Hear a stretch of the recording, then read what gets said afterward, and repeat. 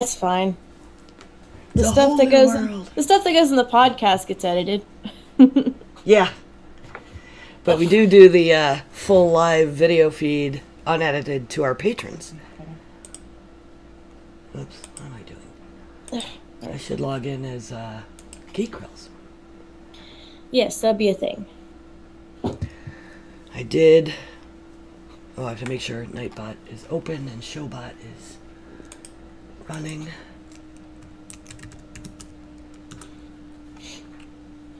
Yeah, we're a little bit more low-tech here. We simply write out our podcast on paper, tie it to the leg of a pigeon, and let it fly into the world.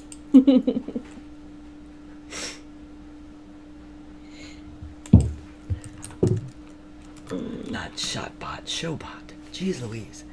Shotbot. Ooh. Shotbot.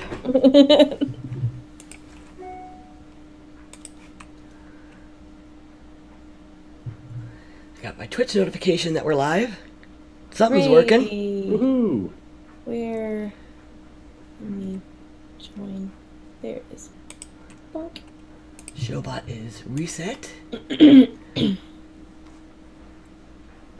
Oh, I'm at my channel. That's not where I need to be at all.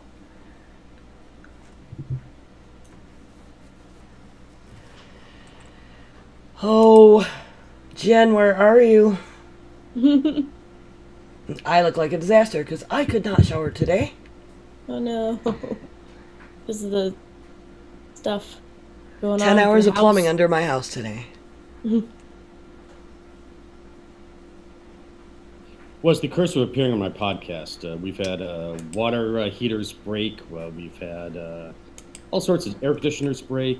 So anyone who appears on our podcast, including us, are doomed to a house collapse. Well, it was already going on. I just had my whole HVAC replaced. Oh. And while they were under there, discovered there was leaking. So they couldn't replace the rodent damage to all the ductwork until that got sorted. So, yeah. I had my vents cleaned, and within about 3 days of spending $500 on that, I sprung a significant ceiling leak. Yay. God. Well.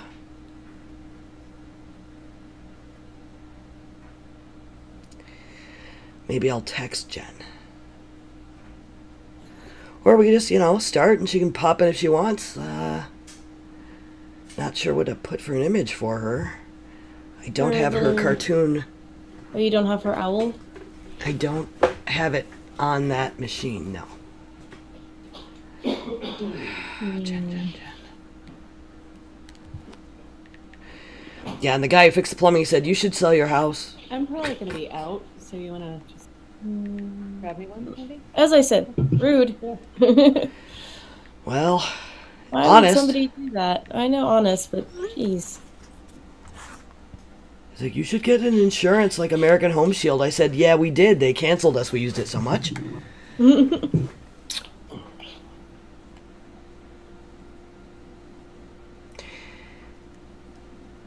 Okay, test 1, 2.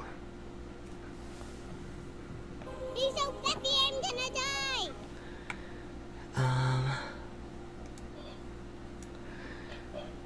Give me tests, folks. Significantly warmer than Testing 1, 2, 3. Testing Testing. 1, 2, 3. testing. Okay.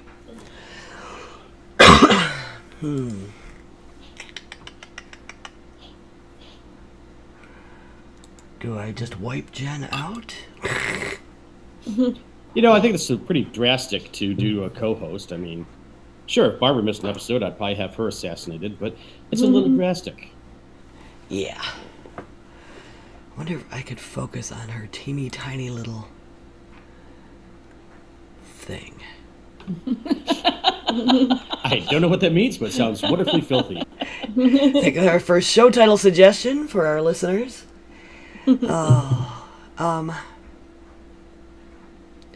She was showing online, now she's not.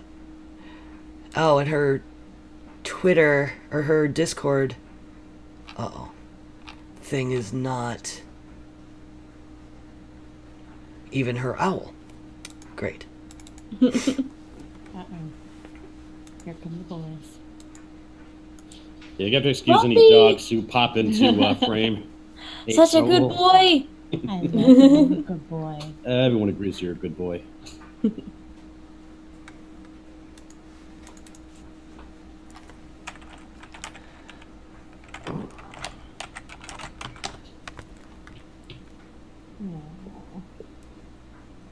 Puppy smooch. Hey, away from the mic. Get.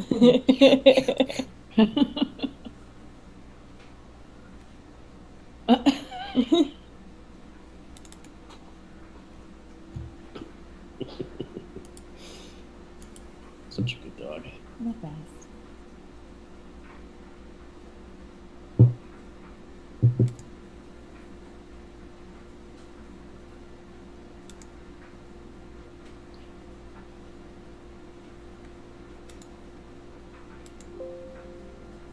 Should I just grab some more of that?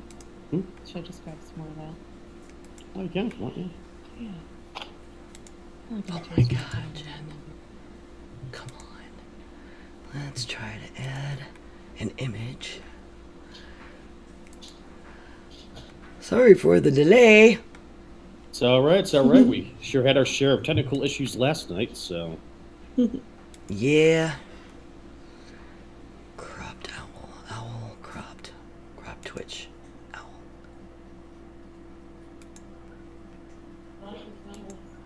Okay. Here we go. I'm gonna take her owl and put it over where her camera would be. Oh, it's fucking transparent.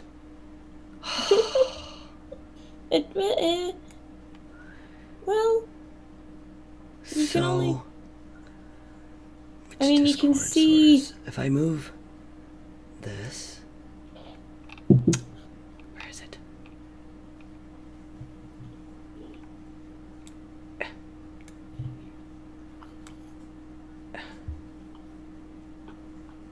Down behind the background. Haha! There. Okay, Alright, well, I guess we're ready. Cool. Although I did not pimp to the Diamond Club. So I should do that quick. Be nice if, people showed up. Project pimping. Twitch. Project pimping. My project pimping bag includes a hat, fur jacket, cane. Pretty impressive project pimping kit. Yeah. You could get elected with that kit. Yeah.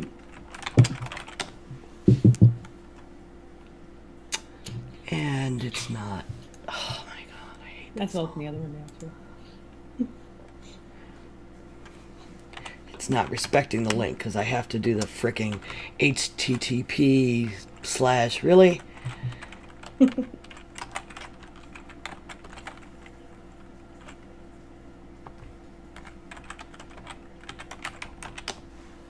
There. The pimping is go. Okay, I do have a stream deck and I have bumpers, unfortunately, because I don't have a real mixing board. You guys won't hear them. But that's okay, because I'm hosting. When you listen back, they'll be there. But I won't have to be going 3, 2, 1 and pointing at you while you pretend you hear things. And notes. Nope, those are notes from last night. I don't need those. Oh, yeah, I need to pull up my notes. Notes are a thing. Minimize.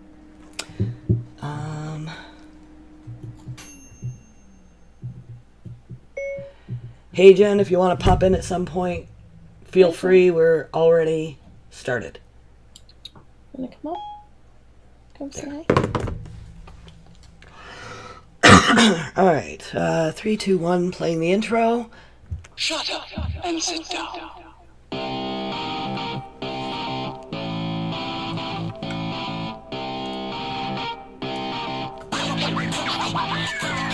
Hello and welcome everyone to episode 113 of Geek Grills, a podcast hosted by women. So we talk about nerdy stuff. Sometimes we have guests, like today.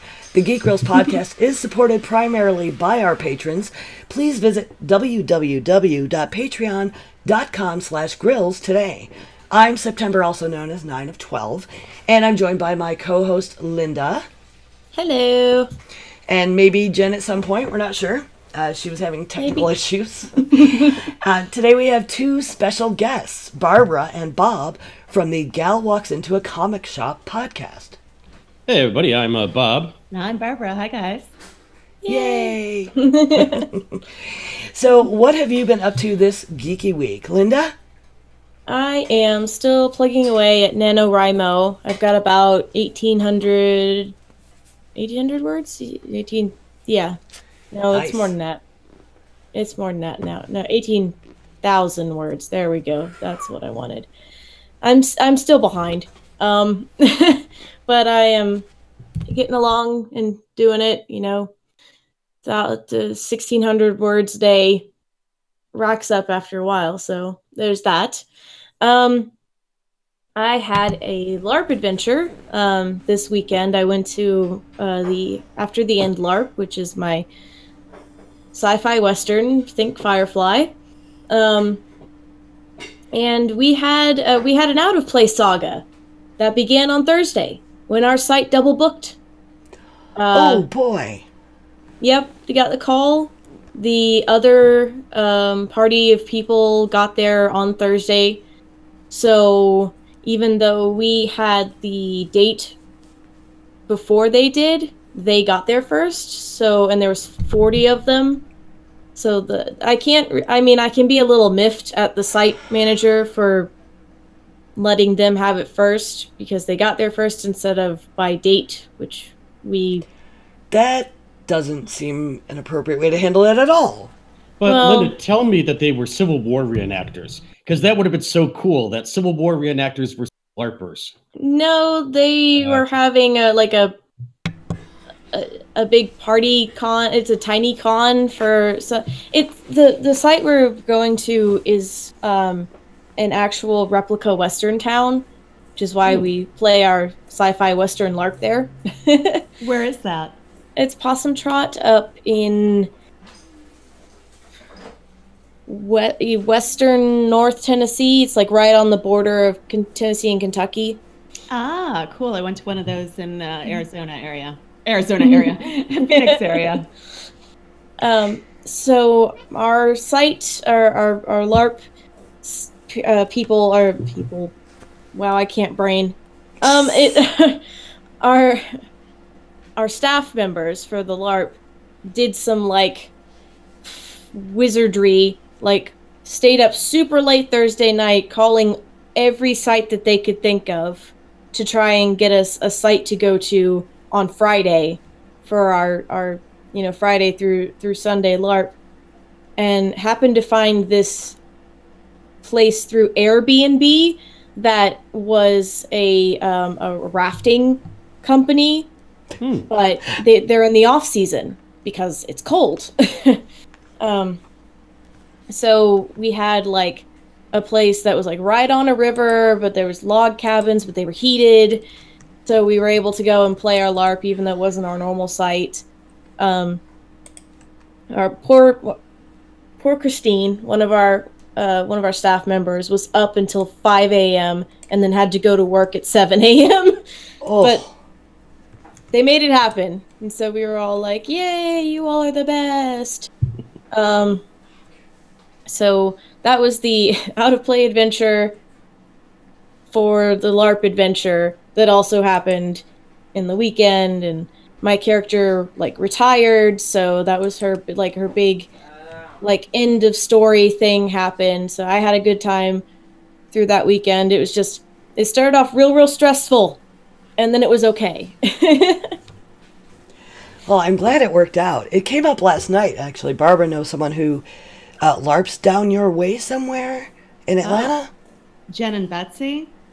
They're actually in Augusta, but I know they take weekend trips for various LARP events. And Betsy's a LARP costume designer. Cool. I'll know what circle they run in if you know what LARP they play. I don't know, sadly. Yeah, I was really shocked Barbara knew what a LARP was, actually. It was completely mind-boggling that she had that knowledge. She just dropped it on me. It's like, what? You underestimated her nerdity. No, I don't. Deep I down mean, in just the because she soul, wasn't into comic books, dude. I have some shortcomings. or a role-playing game, or science fiction movies, or you name a reference. So You get a what wonderful did... deer caught in headlights look interface. It's marvelous. So what did you guys do this week? You know, funny you should mention this, September. I was actually had a really, really weird geek experience. I had an old friend from high school. Actually talked to her over the interwebs, and we played a role-playing game for the first time in 30 years, and introduced Barbara to role-playing. She seemed like she was a little drunk, though, so I'm not sure, if that's going to be a connection that really lasts for role-playing. But yeah, but yeah, this person was a mess. She was a crazy person. I don't even know why I talked to her, but she was an old friend in high school. Well, yeah, you could just unfriend those people on Facebook. You don't have to take them on. Oh, what a great idea. Yeah, that's very much me.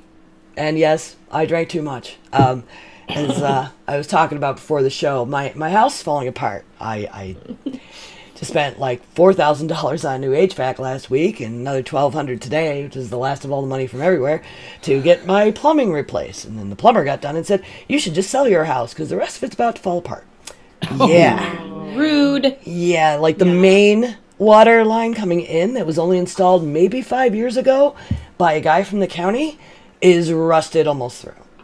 He sent me pictures. He's like, because when the HVAC guys go back down, if they bump it, I didn't do it. So I was stressing out, and I didn't know how I was going to pull that money out of my butt today. So last night when we were playing V&V, I overindulged. And named my character something really stupid that I have to live with now, so at least I get punished in that manner. Well, it could always be changed. It still hasn't been released yet. Yeah.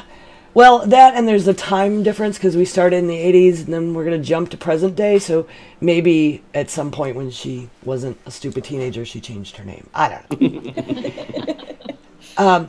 So I got sick this week, so I didn't get to go to the Ren Fest anyway. I did win tickets. I was talking about on the show last week, like, ooh, I can't wait to go to the Ren Fest. It's the last weekend. Yeah, no. I won tickets to NC Comic-Con. And I was super excited. And then I got sick. And then I was like, okay, I'm better enough to go maybe on Saturday. And then my husband was so sick, he couldn't drive to his gig. So I had to stay home and play chauffeur. Oh. Yeah. So I did not get to do the nerdy things there. I did do nerdy things at the brewery. I am collaborating with Fourth Creek. I've designed a beer. They had a contest for Balloon Festival, and they were like, and I entered, and they said, you know what, September, you can just come brew whenever you want. You don't need to enter the contest. And I'm like, awesome. So What'd you do? How does one go about designing a beer? Well, you think about the flavor profile you want and what type of beer that would work with. My idea, I wanted to use white tea and jasmine. I believe a blonde ale could carry those flavors well.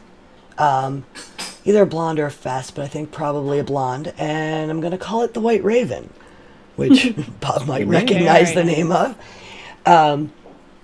And today, I got a message from Jonathan at the brewery. He said, hey, turns out only 2 couples followed the rules at Balloon Fest. And so we're going to brew with both of you. Do you want to just do a bigger batch? Because we're only going to do a 15-gallon batch of my brew. Or do you want to do something different? I said, you know what?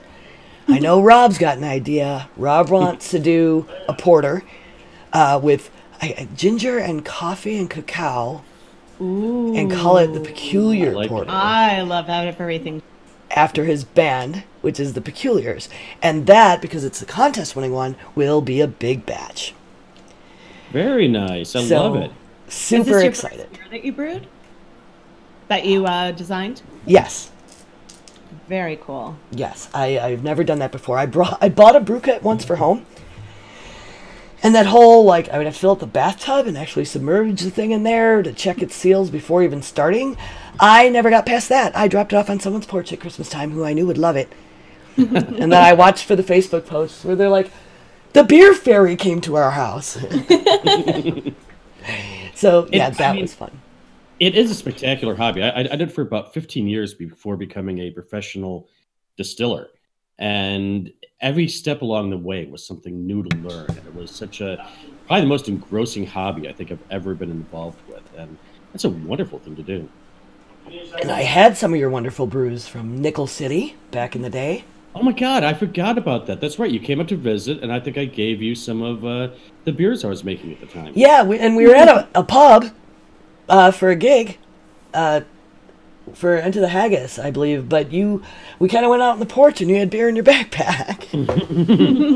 What a surprise. Me having beer with me? That's astounding. Imagine. Okay, well, I guess with that, it's time for the Geek Grapevine.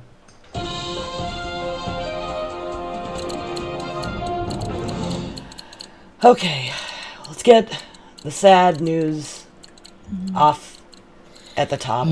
And today we lost the Generalissimo, Stan Lee, Marvel himself. I was really heartbroken.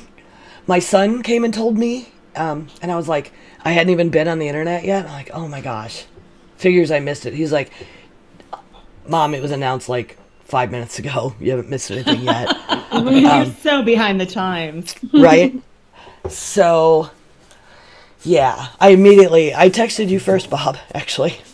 That's actually how I found out about it. I'm getting out of the shower where, oddly enough, I'm thinking in Stan Lee voice because I'm planning for voiceover for a show I'm doing. And on our podcast, I do a Stan Lee impression. It's not a great Stan Lee impression, but gosh darn it, it's Stan Lee's voice. And I've lived with his voice inside my brain now for 6 months, and it felt so personal when he died because that voice is now gone. I don't have it anymore, and I always had it.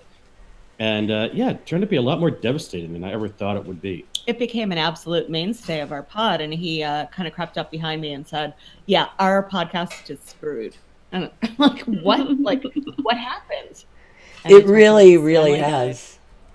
Everyone out there, you should go check out a gal walks into a comic shop, and you'll get to hear a lot of great stuff that Bob and Barbara have written, and a lot of Stan Lee narrating things, including their funeral.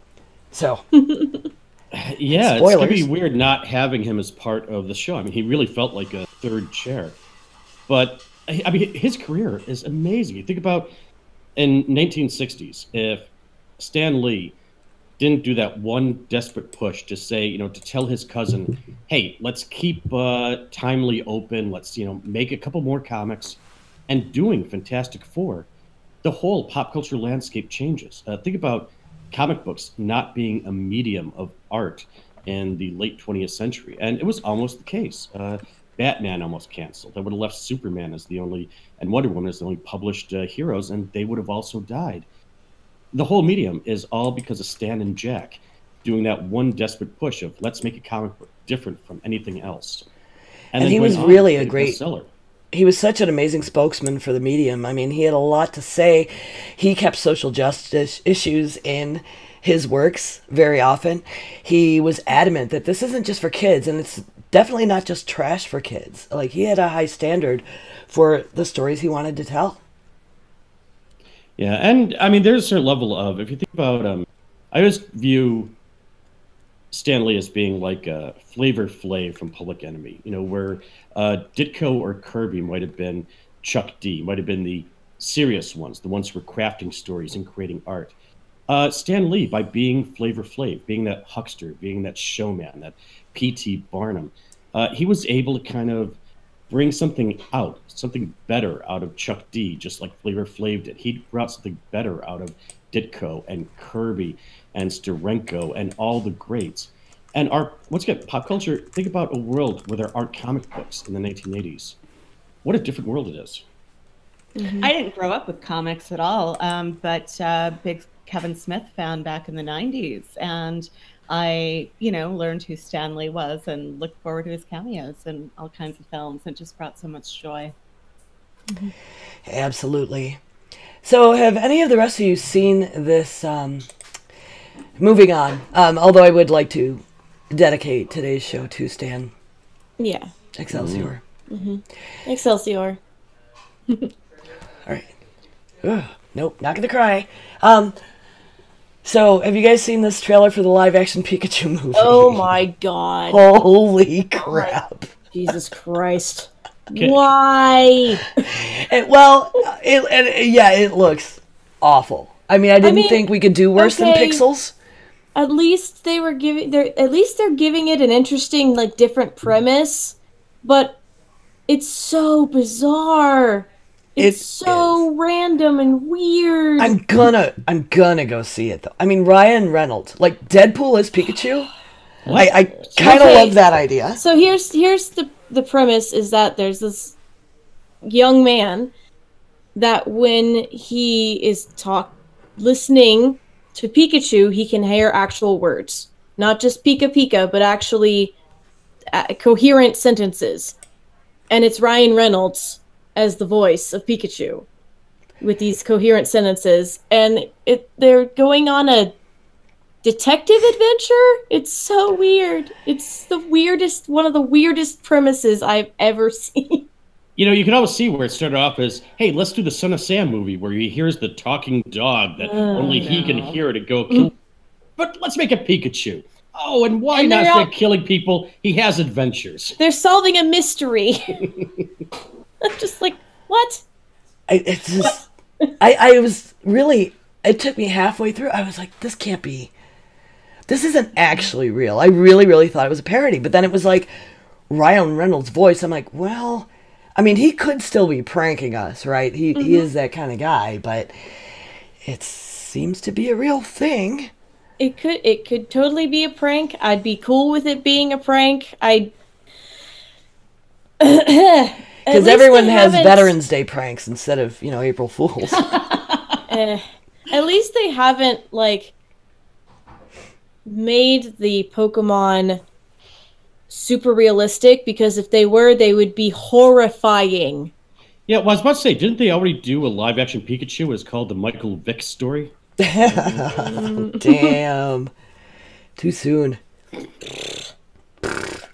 That's what I'm gonna say about that. I'll dejectedly leave. Okay, I don't know if it's a real thing, if I would go see it, just because I like Pokemon Go, but I'm not that into Pokemon. I feel like it would be a nice little event for my Pokemon Go raid team to go to. Because all we ever have is Community Day, right? It might be neat to do something where we all go see the stupid movie, do a canned food drive, because we do that shit too. So what'd you bring us today, Linda, for the news? Well, there was a choice between two, and I wanted to go with kind of the nicer, more upbeat one. There is a thing that they do in Japan that is leaf art. So they take the fallen leaves and they arrange them into pictures. It looks kind of like chalk art on the sidewalks, but it's made completely of leaves. And it's really cool and intricate. And I thought it was really, it gave me the warm fuzzies. So I wanted to share the warm fuzzies. Yay! Like there's Disney characters, there's a Pikachu, there's like ducklings and all sorts of cute things. You can go look up on a bunch of Twitter. Yeah, there's a Twitter community that just has fallen leaf art, and it's just delightful. And I have posted the link in our chat for our live listeners. I love that idea. Yeah, it's adorable. Okay, sorry, I'm trying to post links and all that happy horse shit. It's fun to produce and host at the same time. I know that feeling. So, on to the main bit of the show. I didn't know somehow that my friend Bob was doing a podcast. And then he'd post it on Facebook. Well, I don't like to, blather about it much, but I have this thing. And I'm like, why would you not tell everyone? That's what the internet is for. Well, because if you notice my friend list is so small, it's because if you have my friends list, it's because I will honestly see you. I don't hate you, and I know who you are. Otherwise, you're not on there. So why bother promoting it, Yeah, I mean, I promoted it, and you didn't come listen to mine either, so. I'll go months without reading Facebook. I have a policy of I will scroll Facebook until somebody either posts a cat video or something about politics, in which case I completely turn off Facebook and go home. Yeah, well, I use it for politics, but I have an excuse. Duly noted. You have caused me to turn off Facebook so many times. It's wonderful. Hey, I get paid for it. Screen time, I get paid for it, though, so. It's funny. Facebook was my primary social media, home. And since we launched our pod, we've had so many connections on Twitter and almost no feedback on Facebook. It's very curious. It is interesting. A lot of podcasters get a lot from Reddit, and I'm allergic to Reddit, so we don't do that. I think we did make a Reddit page for our podcast, but I don't think we've actually... I haven't been on it in probably about 2 weeks, maybe 3 weeks, so I don't know. At least it's a placeholder. So anyway, I did immediately start listening and subscribed, and Gal Walks Into a Comic Shop is fantastic. I enjoy it very, very much. I'm still not all caught up. I ended up, though, because I'm using Overcast right now, and it kind of keeps skipping me to present instead of going back to where I left off. Oh, so I've been kind of jumping back and forth from the beginning to the end, and I'll eventually meet in the middle, I guess.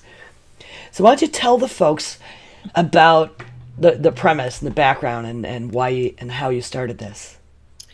Okay. Let me take the reins here. So funny. Bob and I were spending tons of time together. He lived in Utica for a little bit and was setting up his apartment there. Takes out a piece of framed artwork, and it's a character. Bob, can you chime in and say who it is? Actually, it was a comic panel from the Perry Bible Fellowship, which was a webcomic that I have a hardcover of and an original print of. I actually could point the camera there real quick. I was wondering. Actually, I can't see where the camera is aimed, but it's basically a series of 5 panels. I saw something. Yeah. There's an outline of a man saying, boy, I'd sell my soul for a puppy. And then there are 3 panels of him meeting a puppy, playing with a puppy, and then him burning in hell. And Bob was just doubled over laughing. And I'm like, okay. Talk to me about this. Like, why is this so funny? Why do you love this so much? And, of course, it was a Bob story, so it spun into all the things he loves about comics. And I was like, I don't get it. I've never read comics. And we'd been talking for so long about doing a podcast on something, but had never come up with a topic. And all of a sudden, he's like, that's it. We're going to talk about comics. And I said, I don't know anything about comics. And he's like, well, that's the point. Yeah. So, yeah, it was, started to share with listeners Bob's knowledge of comics and the perspective of a newcomer, so that people who aren't familiar with comics but might have someone they are friends with, partners with, so that there's a medium for sharing that love and, growing together, I guess. Yeah, and I think any couple or any friends somebody will have an interest that the other person doesn't understand. So exploring that as a topic and maybe trying to understand why this other person doesn't enjoy this thing. And I think if you have open and honest conversations about it, sometimes you can find common ground. And someone who is a book editor and a brilliant person may find herself loving Plastic Man, or may find herself loving some other little goofy piece of, comic euphoria. And it's a wonderful thing to watch. I was a Nancy Drew fiend back in the day, so I was super happy to find out there were Nancy Drew comics. And I do love Plastic Man. The things that strike me as unique and entertaining surprise me.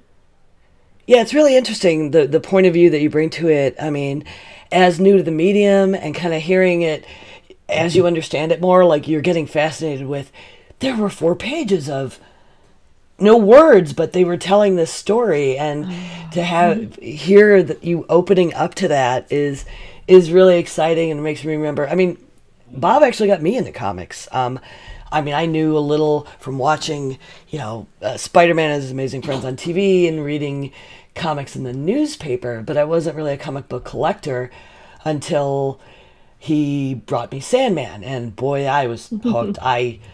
I think he brought me, it was either 6 or 8. It was somewhere in Doll's House. It was issue number 6. It was the first appearance of Death. I had bought it at the Jiffy Mart in Lockport. Right. Walked over to your apartment on not Locust, wherever your apartment was. Genesee. And yes, Genesee. Thank you. And I said, September, you really ought to read this. And you became addicted.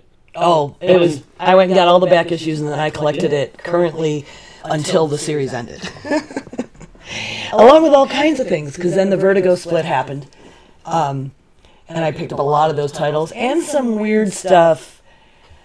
Dude, you had me collecting Ralph Snart. Somehow, I still have a whole bunch of Ralph Snart, and Bitches' Grief is part of sayings I still use. And the very comic with Bitches' Grief, I actually have still in my long box. I have maybe 10 comics in my entire long box that actually come from the 80s. That's one of them. How did that survive? I don't know. It did. I think when he brought it up yesterday, as a matter of fact, because that's ringing a bell. Yeah, my first thought was Ralph Snart. Oh yeah, Bitches' Grief, You Die Now. Yeah. Life philosophy. So bad. It works on so many levels. It's so bad. Ralph Snart, for those who don't know, it was an early 90s comic that was very cartoony and very dark and cynical. It was about this beer-drinking guy, Ralph Snart, who would be locked in an asylum. And you're not sure if what adventure you're reading is real life or if it is his imagination inside the asylum. And they were all bizarre and goofy and absurdist and really a delightful comic. Sure. And a lot of them came with collectible cards and had a lot of gimmicky stuff. Sure.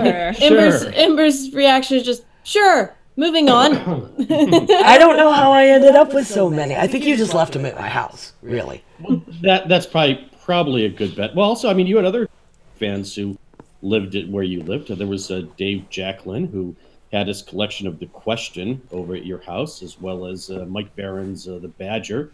Those were comics I actually read while at your apartment, usually, while partaking in some herbal fun with our friend Paul as we light up a pipe. Yeah, doing all kinds of stuff like fencing in the living room, because we weren't strange at all. But I mostly collected Vertigo titles. I stuck with Sandman, got into Constantine, some Hellblazers, Shade the Changing Man I actually collected for a long time. Initially a Ditko creation.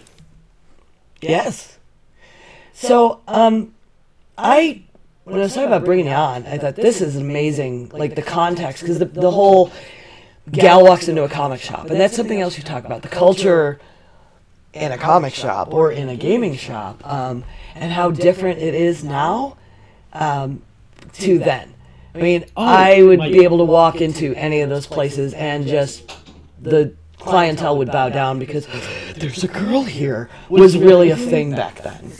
Yeah, so I had been kind of out of comics, and we came up with the concept, and we came up we could cover the Dark Knight Returns and all this great stuff. It's like, no, we had to do modern books as well. And so I figured the same thing would hold true, right? Like the whole notion of a gal walking into a comic shop is so absurdist for somebody living in the 80s that it's, you can instantly get what the show is about. And then Barbara and I walked in our first comic shop together, and yeah, it was mostly women in the comic shop, and it's like, this is really good, but man, it makes the name of our podcast a lot less fun, that's for sure. It dates you. It really dates me, it sure does. But I mean, that's one of the reasons why we never made it really entirely about gender. It's really all about here is one individual who hasn't had exposure to this aspect of geek culture, hey, let's do an introduction, and along the way introduce other aspects of geek culture, such as role-playing games or eventually science fiction movies. I collected Bazooka Joe comics from the rappers back in the day. Huh. What did you keep them There you in? go. You have a little But- tin full of them? I don't remember that part. They make the little poly bags, super small, just for the. Tiny staples. I made my own That's right. books. You see those small glassine.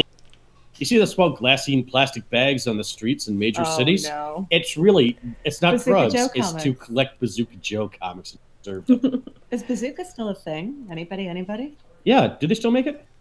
I think so. Every once in a while it shows up some really cheap-ass Churchill handed out at Halloween. No, I don't. I didn't collect those types of comics. I collected manga when I was younger. Neat. Manga comics, which are different than comics. It really is. My son, who I thought I had raised properly, turns out that he's actually a fan of manga and anime. And it's like, oh, what did I do wrong? Where did I make a mistake? But you know what? That's good, because everyone should have their own Elvis. Everyone should have their own thing that is definitive of the people they knew. And, in some ways, the tightly clad superheroes of yore is indicative of people from the 80s and 90s. That's why there's so many movies with those characters in them, because we're now the ones in Hollywood making movies. We're a demographic. Yeah. Box office for the kids. Yeah, and then, probably 10 years from now, it'll be, more manga and anime driven will be probably driving the popular culture. So There's a lot of it already out there. I mean, my kids are really into anime. We subscribe to Crunchyroll. I didn't even really think they were using it, but even Connor, and he's 22 now, I canceled it, and he's like, Mom, what happened to Crunchyroll? Like, I'll have to wait a week to watch the new episodes if you... I'm like, all right. Sorry, I didn't realize, because they, watch in their rooms on their computers. And then that is another thing I noticed about manga and anime, is that you're dealing with a lot more people who are not so much a shared experience, but more kind of a watching it on the computer, watching it online virtually with virtual people. And I'm not sure if that's a good or bad thing. Probably a good thing. I don't know. I mean, being able to get back into playing RPGs for me ended up being an online experience. When you're growing up and you have kids and you have a house and I live in the country, and getting a group together every week to do something irresponsible, excuse me, just is really hard to do when you're grown up. But I found people online that I played World of Warcraft with, or Bizzle, who's a streamer on Twitch and a coach for an esports team, and he was in the UK at the time, and Bob is in Ireland, and Jen was out in Arizona, and she played with us, and we used online tools like Roll20 and started playing D&D online. Just get in the Discord and play some D&D. I have to admit that there was yesterday when we played, there was a certain level of joy of feeling the dice roll, and even though it may not have been as really rusty as a game master, I really want to do it again. I think it'll be a great thing to do more of. Well, I had a lot of I fun. never enjoyed it. I'm again sorry I drank way too much. Part of the fun. Yeah, we Holy planned on crap. 2 hours of recording that I would edit down to 1 hour. I have 4 hours and 15 minutes to edit down. And I'm not sure what I could actually really drag out of this, but hey, it'll be fun to find out.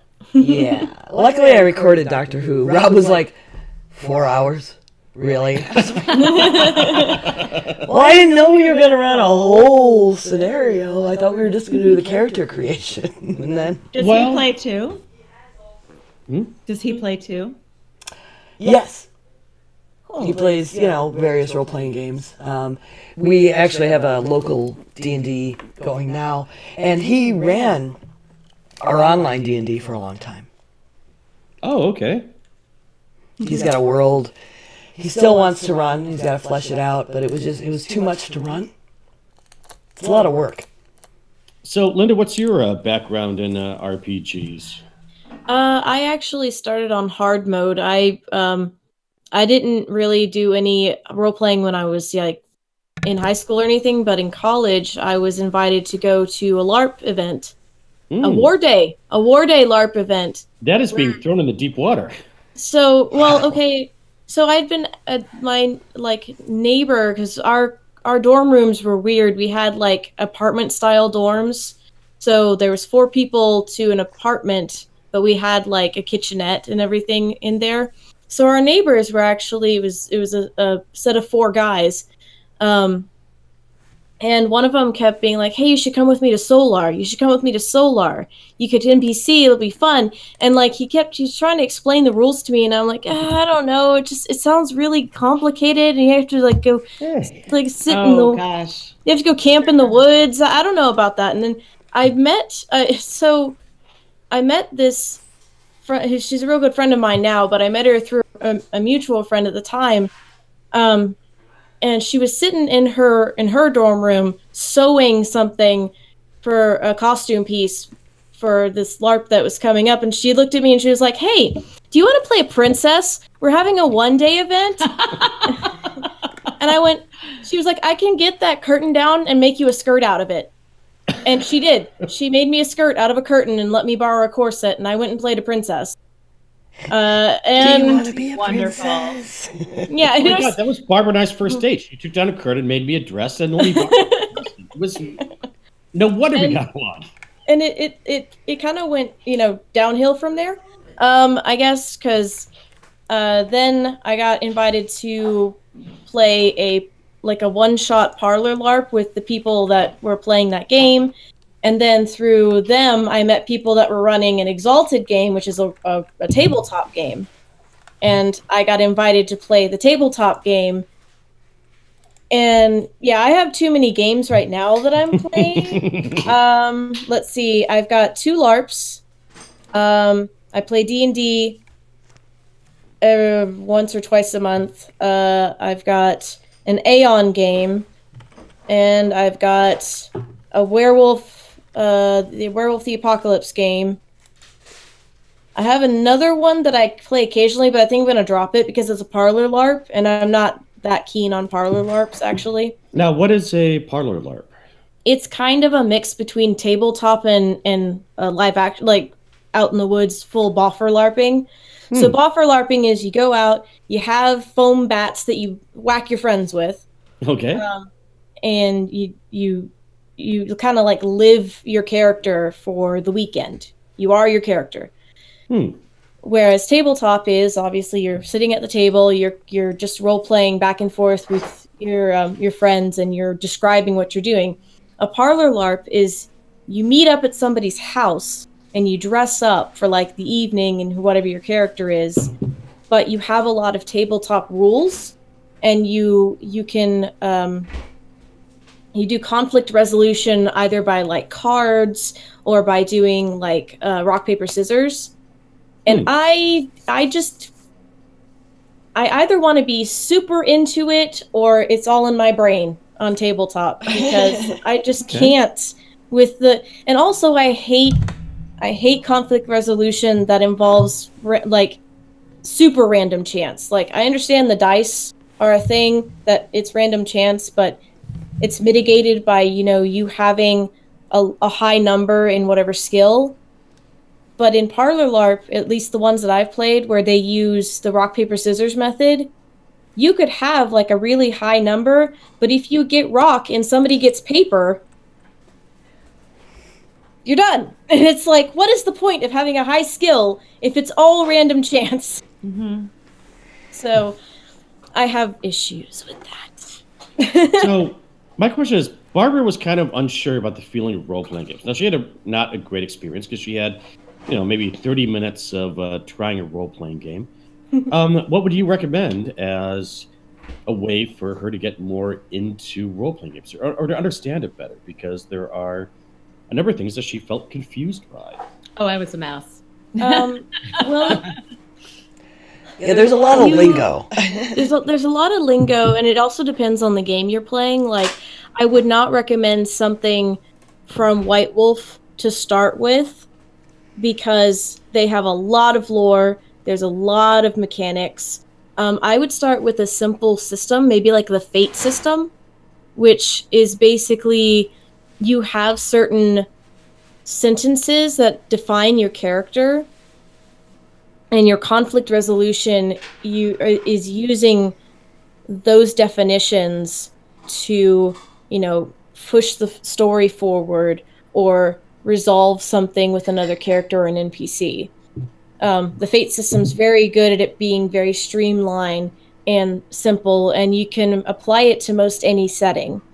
So if you wanted to have a setting that you're really familiar with, you could take your favorite TV show and build yourself a character that would work in that TV show and use the fate system to run a game. Interesting. There's so many more game variants than I ever could have imagined. Mm-hmm.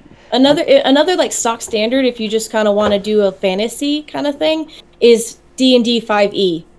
It's really well written. It's the player guide is very easy to use. You can make a character in 30 minutes to an hour if you're super looking at all the things and want to use all the charts. But I would recommend that if you just want to kind of go for a fantasy whatever setting. Don't look too hard into the lore of D&D because there's a lot of it. And you can, again, it's like Fate. You can just kind of put that system on top of kind of I wouldn't call it I'm trying to think of a good way to put it. It's not like a vague fantasy, but just you can use it as a fantasy setting to itself, just by what's in the player book. You don't have to go into all of the lore, and trust me, there's a lot, especially for Forgotten Realms. Well, yeah, there's just a whole different world you could use for it if you don't have somebody who's building their own world for D&D. But 5e did do a good job with slimming down rules and making them easier to work with. I disagree about White Wolf because the lore is all basically laid out in the first player's book, so you have an idea. And for not having to memorize how you use your power, right? You just have to know how the spheres work. And you get to me, it's a much more creative process that if you're new to role-playing and you're not hung up on the idea of having to get this ability and this spell and this equipment, White Wolf systems let you be a little more free-form about, okay, well, if I'm going to use entropy to make that pipe over there break, and you have to forgive me. You'd have to forgive me. My first White Wolf game was Exalted, which is Dice Roller the game, and also there's 8 million powers. Okay. Yeah, hell with that. Hell with that. What is the Exalted? Exalted is a setting about people that are blessed by the gods, and or have a certain bloodline from the dragons. It's not super Eastern, but it's got a lot of Eastern flavor. Like there's 5 elements. They have the dragons, which give a certain type of Exalted their power. But you've also got the gods, like the unconquered sun and the moon. I think at that point they were getting too big for their britches, Yeah, so there's just stick with vampire and mage and you're good. It's Exalted is a lot. Yeah. But even vampire mage, September, you mentioned this, that they have to basically read a novel before they play a game. If I'm introducing someone to poker, I don't have them read a book about the TV show Maverick, where James Garner played a poker player in the Old West. They don't need to read a novel.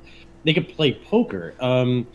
White Wolf requires you to read a novel before you even play, let alone introduce someone. I would not call it a novel to read a few pages of what a Bruja is and what a Ventru is, so you can pick what kind of vampire you are. See, Barbara, you don't know what a Bruja is. How dare you come into the game without that knowledge? No wonder I struggled. No, it's funny. They were laughing at me because I didn't understand that I had one choice to make. I was like, okay, I'm going to do this, and then I'm going to do that, and then I'm going to do that, and then I'm out. And they're like, oh, no, that's Ew. not. We have to take turns. That it does have RPGs do have that in common with other games, and that's an easy way to think about it that might help. Is okay, turns. I think I'll And when remember we roll that. initiative, that's how we know who. It doesn't always just go around the table. That is the thing about the 5e, the D&D 5e. Combat is very easy and very quick, relatively quick. It's not as quick as Fate, but it's a very quick combat. Whereas, oh god, we would spend like 3 hours while we were playing Exalted trying to get through one combat. It's like, okay, we've all gone and we've all done a thing. That was one round, which means it's been 5 seconds. Oh god, no. Oh god.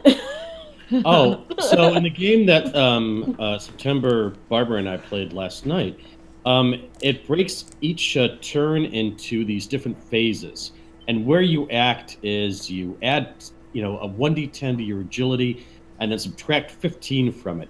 And you keep on going until you determine the initiative level. It is painfully bad as a game system. It really is. Wham, bam, super. But the book's only this big, you don't have to read much. Yeah, no, D&D is you roll a d20 and you add I think it's just one number that you add to it, which is like your proficiency bonus or something like that. And that's your initiative. Roll 1 dice and that's your initiative. Yeah, the weekly D&D I'm in now, we're playing AD&D. Good old-fashioned 2nd edition, and it's kind of painful. Not as painful as like 4. 4 was a disaster, but playing 2 is like, some of the rolls are just completely backwards from the way I'm used to doing everything. Well, and right. Well, there was yet calculating the THACO. Yeah. Although some people hit armor class 0. Yes. And some people won't play anything, like, they hate all D&D that doesn't have THACO, and I'm like, you're mad. That's silly. But I'm playing, and the DM is really good. He does one thing that makes me crazy. He has a party leader that rolls initiative. And then we just go around the table. And I hate it.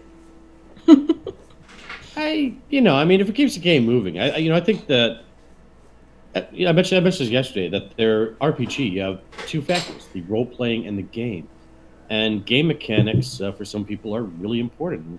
Other times it's the role-playing, getting into the character. And it's finding the right thing for you. Yep, gotta make sure you don't have too many rules monkeys or they start fighting.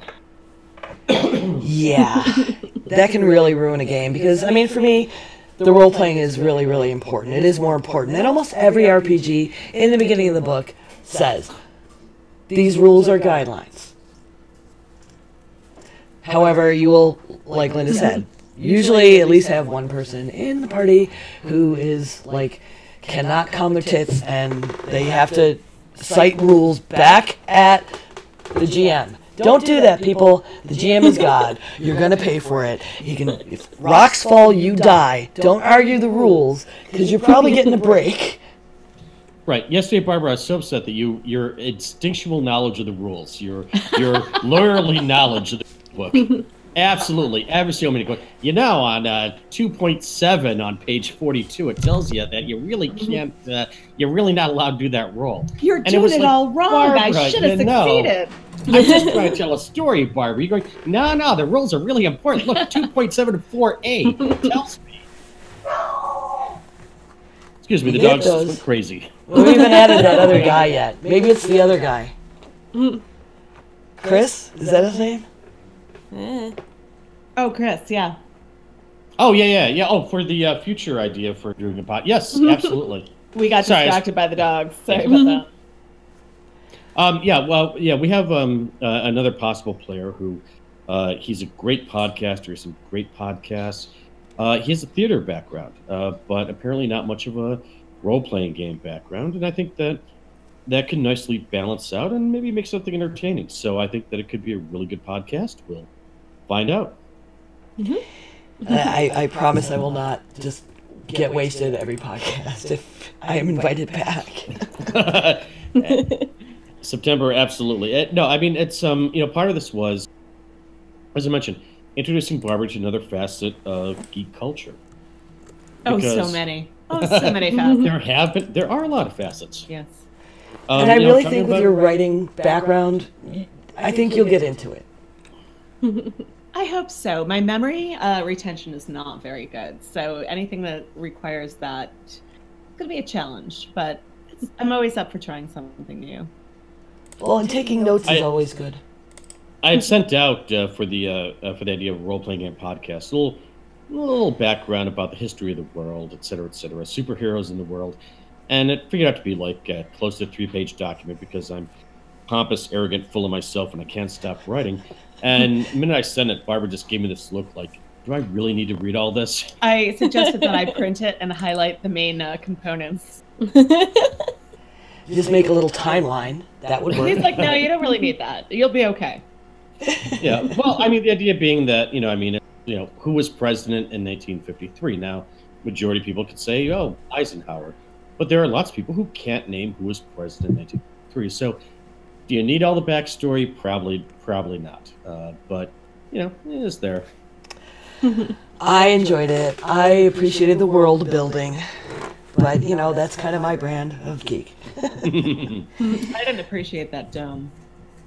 I watched the really quick, everyone like punch, figure out a simple solution, leave, done.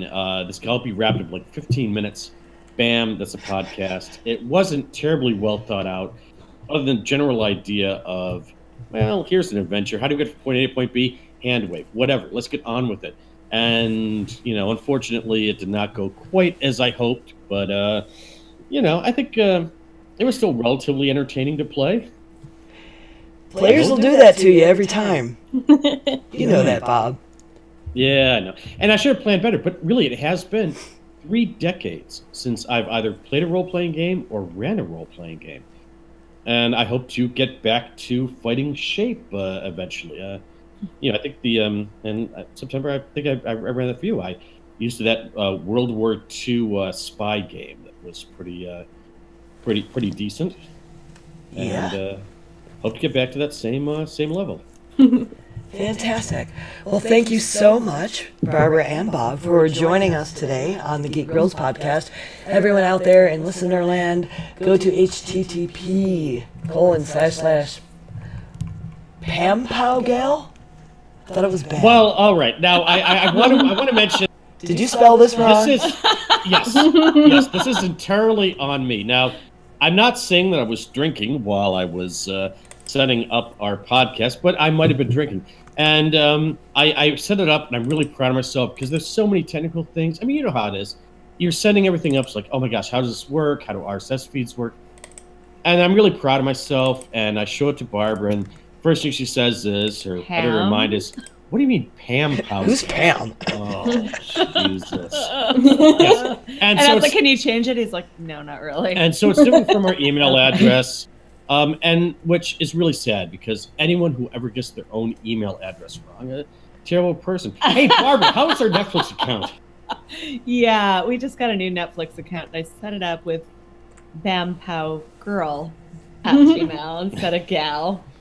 Yes, but once I set it up, it's like I don't know how to actually change it, and then wait up like already. It's like, well, I'll just publish, and yeah, it's a dumb website name, but it's supposedly a placeholder. Eventually, we'll have a real live website with content, things.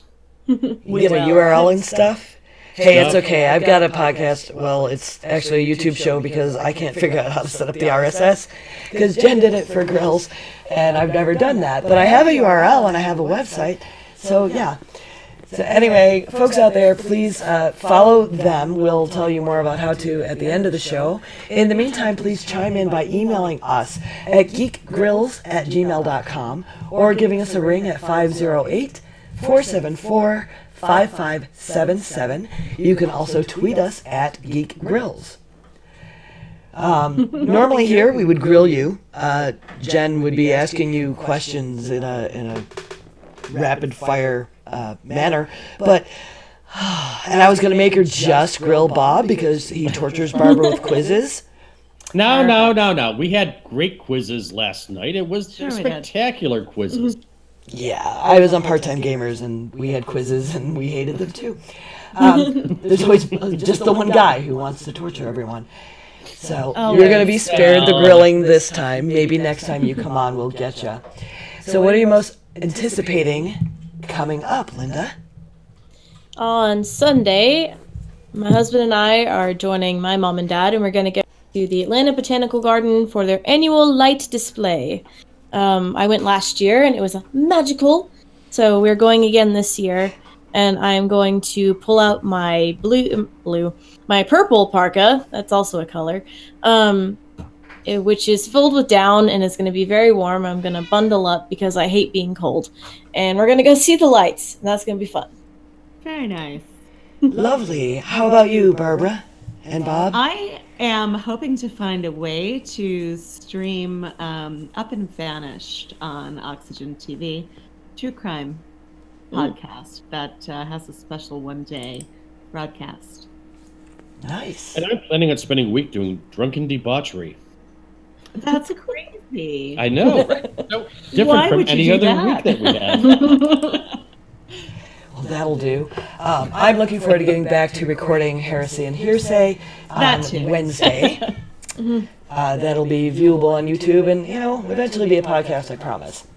So remember, folks, you can always come watch us record live at twitch.tv/geekgrills on Monday evenings. Next one will be on November 19th at 8:30 p.m. Eastern Time.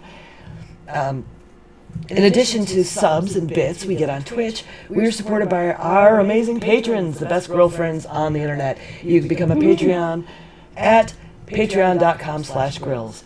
Linda, what else can the folks do? You can leave us a review on any of your podcast catchers. Doing so is free, and it'll help our ranking, which helps people find us, which is amazing. And then you can also join our Facebook page and follow us on Twitter and help us spread the word there. We would really, really appreciate it. And where can we find you on the interwebs? You can also listen to me talk about women in gaming on the Glitter Dice podcast, which comes out on the 1st of every month. And you can find me here on Twitch under the name True Noob. That's TRUN00B.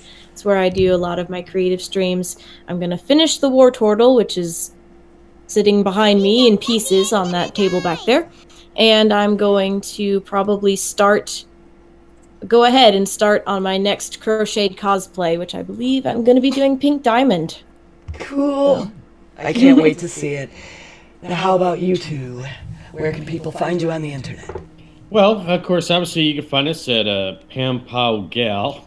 Oh, it's terrible. You know what? Just do a search for Gal Walks in a Comic Shop in any of your podcast devices. You can also find me. I write on a website called thebatpod.com. I do a little segment called The Basement of the Bat Pod, where I cover weird and unusual 1950s Batman adventures. And then I think both of us are going to be on a podcast called Married with Comics sometime over the next week or two. Checkered Past?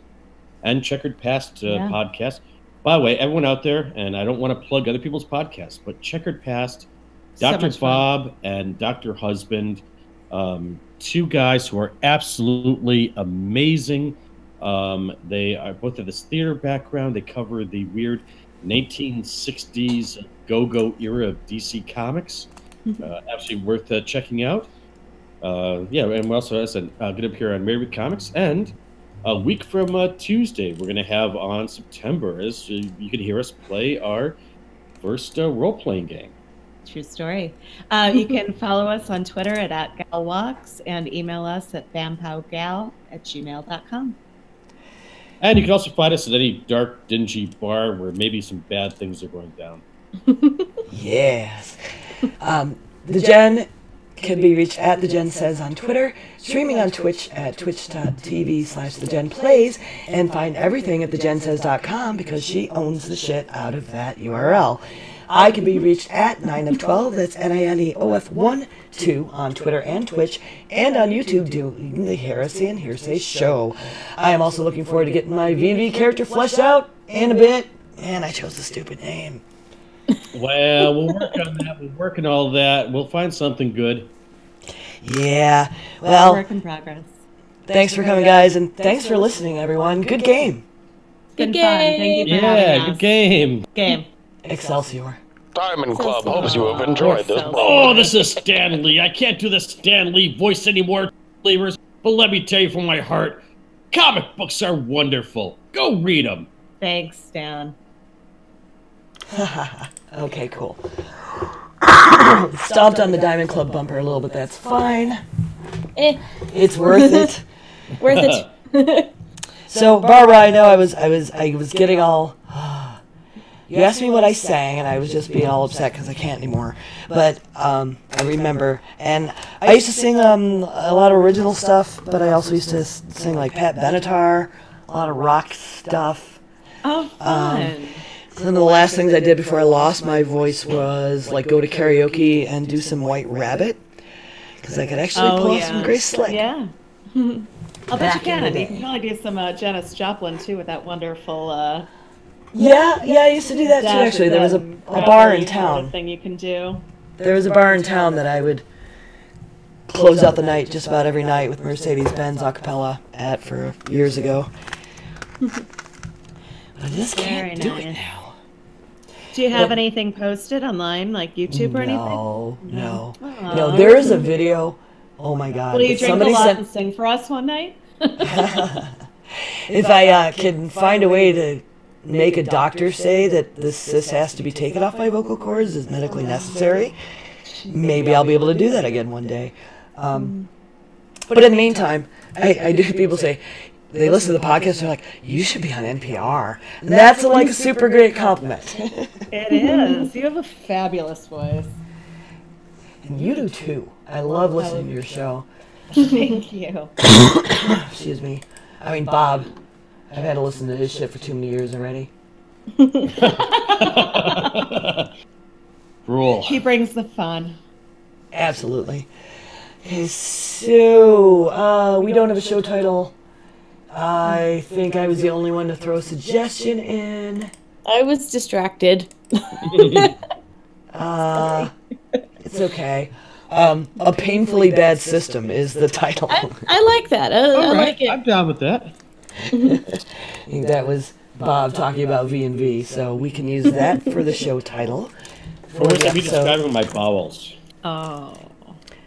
It's a neat thing I'm going to we do, guys, when we're live on Twitch. We have a bot set up so people can submit show title ideas. Oh, okay. And then after the show, like, people can go vote on what the one they want us to use. Can you do a poll on Twitter? You can. There was something I'd asked about doing a poll for the other day, and I don't remember what it was. Oh, yeah, I don't know. I thought that would be cool. Yeah, but they have to listen to people. I'm looking here for what Diamond Club people. I don't think any of these people are Diamond Club people that are online right now, except Mike. Yeah. Like we always throw to Mike. I'm not going to bother rating anyone, Okay. especially because it's like 3 of us. So Yeah. it's a little. so Nobody we- showed up tonight. Oh, so, like, no chat? Like, I didn't miss anything there? Not really. There was like 5 people tops. All right. Not a good Yeah. night for it for some reason. Okay, well, that's all right. Yeah. Yeah, I still have no idea about the whole live and streaming and camera thing. It's still like, I don't know, like it's like work. I need to worry about, doing a consistent hour rather than just like, doing 2 hours and editing it down to 1. So